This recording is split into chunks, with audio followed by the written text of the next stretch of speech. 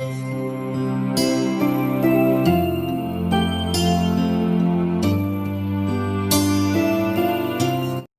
दोस्तों, board exams के result सामने हैं। छात्र अपने रिजल्ट्स को लेकर बेचैन हैं। सो इस वीडियो में हम रिजल्ट से जुड़ी कुछ ऐसे बातों को देखेंगे जिन्हें अक्सर ही हम नज़रअंदाज कर देते हैं और जिसके कारण हर साल हजारों छात्रों को गंभीर मानसिक और सामाजिक तनाव से गुजरना पड़ता है। सो मैं कुछ सवालों के साथ इस पड़ताल को आगे बढ़ाना चाहता हूँ। मेरा पहला सवाल, क्या रिजल्ट्स का खराब होना या परसेंटेज का कम आना एक गुनाह है?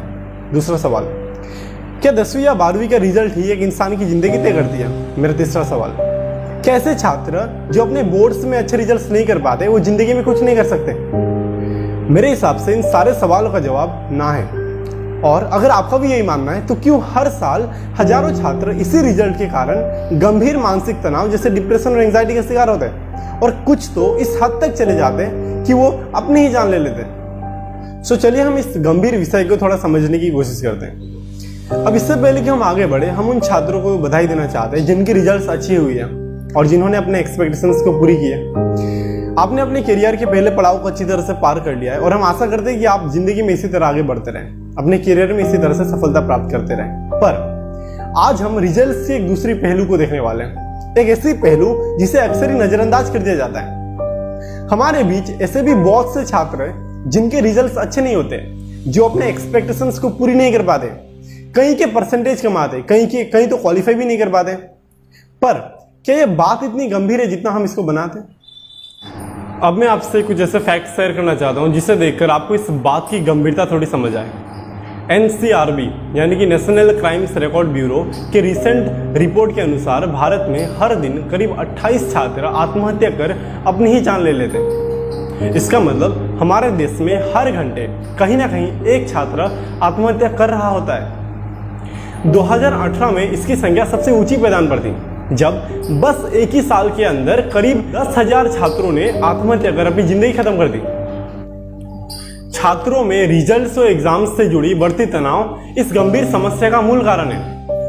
अब मैं आपसे पिछले साल की एक घटना शेयर करना चाहता हूँ। यह घटना तेलंगाना की है, जहां रिजल्ट्स के दिए हुए 7 दिनों के अंदर करीब 19 छात्र ने आत्महत्या कर अपनी जिंदगी खत्म कर दी।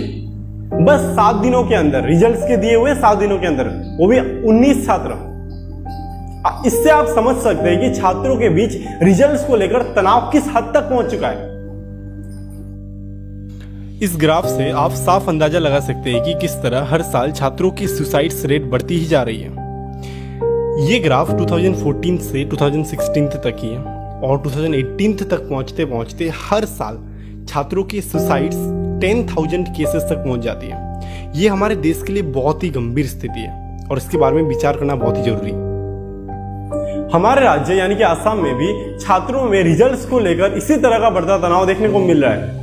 अब ये सब देख लेने के बाद मैं आपसे फिर से एक सवाल पूछना चाहता हूँ, क्या रिजल्ट्स का खराब होना सच में इतनी गंभीर समस्या है कि छात्रों के मानसिकता पर ऐसे खतरनाक प्रभाव पड़े? बिल्कुल नहीं।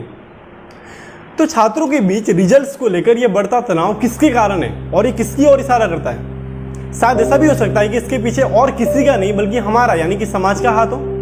शायद हम ही छात्रों पर रिजल्ट्स के नाम पर मानसिक दबाव बनाते आ रहे हैं। शायद हम ही इन छात्रों को उत्साहित करने की जगह निरुत्साहित कर रहे हैं। सो मैं आपसे दरख्वास्त करता हूं कि आप एक बार इसके बारे में जरूर सोचें।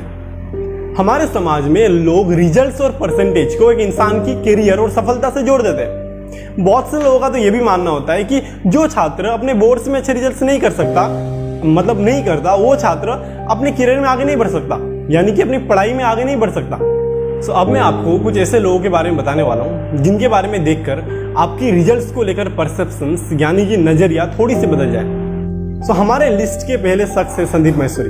हमारे देश के सबसे सफल और यंग एंटरप्रेन्योर्स में इनका नाम आता है। इनके YouTube चैनल में करीब 15 मिलियन सब्सक्राइबर्स हैं, जहां ये अपनी जीवनी सीख यानी कि लाइफ लेसन्स करोड़ों फॉलोअर्स से बांटते हैं। उनकी वेबसाइट इमेजेस बाजार की सालाना टर्नओवर कई 100 करोड़ की है।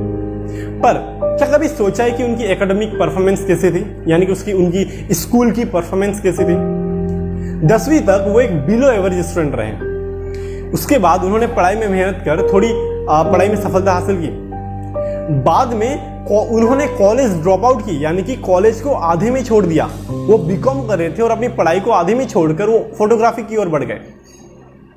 सो वो इंसान जो 10th तक एक बिलो एवरेज स्टूडेंट था और कॉलेज जिसने ड्रॉप आउट किया, वो इंसान आज भारत का, आज हमारे देश का सबसे इंस्पिरेशनल इंसान में से एक है।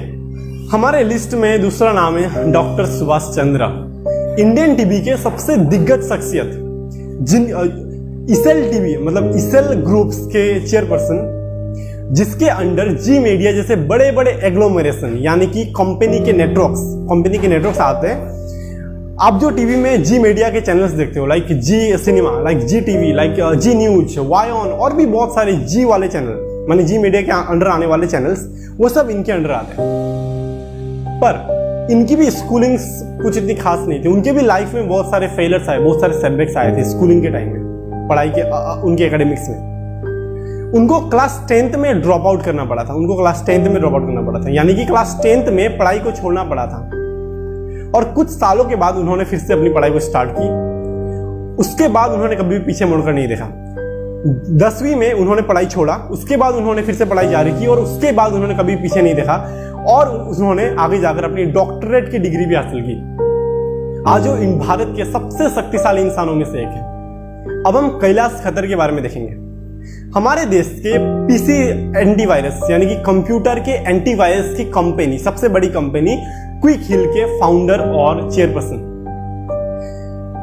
उनके कंपनी की सालाना टर्नओवर भी कई 100 करोड़ की है अभी। पर उनकी भी जीवन में सेम कहानी है, उनकी भी स्कूलिंग की सेम कहानी है। उन्हें भी 10th में ड्रॉप आउट लेना पड़ा था, यानी कि 10वीं में अपनी पढ़ाई को रोकना पड़ा था। उसके बाद उन्होंने पढ़ाई फिर से जारी की और उसके बाद उन्होंने उसी तरह से सफलता प्राप्त की। सो ये वही इंसान है जिन्होंने 10th में ड्रॉप आउट किया था, यानी कि 10th में अपनी पढ़ाई छोड़ दी थी, पर आज भारत की सबसे बड़ी एंटीवायरस कंपनी क्विक हिल के सीईओ और फाउंडर है। सो हमारे लिस्ट में चौथे इंसान है गौरव अग्रवाल। ये सीएससी 2013 बैच के टॉपर है। सीएससी यानी कि सिविल सर्विसेज एग्जामिनेशंस के 2013 के बैच के टॉपर थे, यानी कि यूपीएससी सिविल सर्विस एग्जामिनेशंस में टॉप किया था इन्होंने और आज ये एक आईएएस ऑफिसर है। पर इन्होंने अपनी ग्रेजुएशन में एक सेमेस्टर में फेल किया था, जिसके कारण उन्हें वो सेमेस्टर फिर से रिपीट करनी पड़ी थी। वो कहते हैं कि वो समय उनके जीवन की सबसे कठिन समय थी, पर वो वही समय था जिस समय उन्होंने जीवन से सबसे बड़ी सीख ली थी, कभी हार ना मानने की सीख। सो आगे जाकर उन्होंने यूपीएससी, जिसको देश की सबसे कठिन एग्जाम्स कहा जाता है, उसे पार कर आईएएस ऑफिसर बन गए। सो अब हम अवनीश सरन के बारे में देखते हैं। ये आईएएस ऑफिसर है और उन्होंने ये सिद्ध कर दिया है कि अगर एक लक्ष्य को पाने की जुनून और लगन हो तो हमें उस लक्ष्य को पाने से कोई भी बाधा नहीं रोक सकती।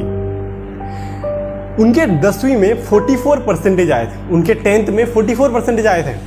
वो एक बिलो एवरेज स्टूडेंट थे 44% के साथ। फिर उन्होंने मेहनत करी और अपने 12th में 65% लाए, 44 और 65, जिसको हम बैड परसेंटेज के हिसाब से जानते हैं, जिसको हम बैड परसेंटेज कहते हैं। पर ये सब के बावजूद, ऐसी परसेंटेज के बावजूद भी वो हमारे देश के सबसे कठिन परीक्षा यूपीएससी को क्लियर कर आईएएस ऑफिसर बन गए।